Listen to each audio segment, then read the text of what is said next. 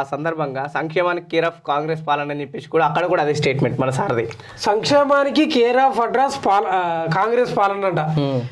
గోల్కొండ కోటలో త్రివర్ణ పతాకం ఎగరవేసిన సీఎం రేవంత్ గారు. ఆలోచనలో స్పష్టత, అమలులో పారదర్శకతనట.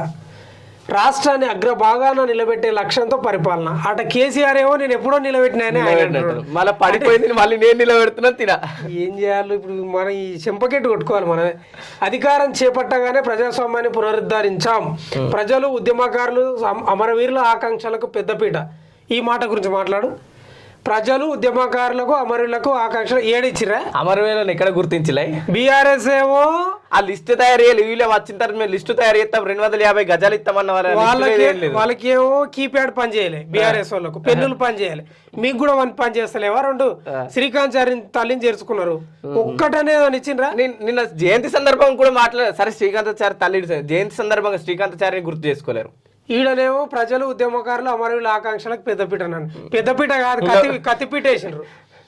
3.10 కోట్ల మందికి సన్న బియ్యం అందిస్తున్నాం.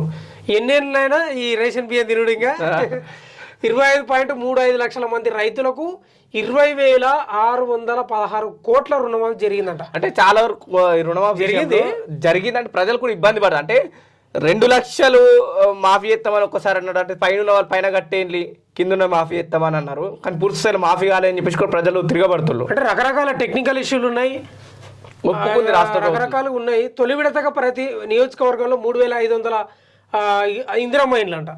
అక్కడ ముగ్గులు పోసి ఇడిచిపెట్టిండ్రు. 2 years అవుతుంది కదా, 2 ఇండ్లు ప్రారంభించిండ్రు. అది ఎక్కడెక్కడ ఉంది, 2 ఇండ్లు. మరి ఇంకా 2 ఇండ్లే ఉంది. ఇంకో ఏడాది మొత్తం ఎలక్షన్లకే అవుతుంది. డ్రగ్స్ పై దాడితో యువతను మత్తు నుంచి విముక్తి చేస్తున్నాం. చెయ్యండి, మంచిదే కదా, సంతోషం.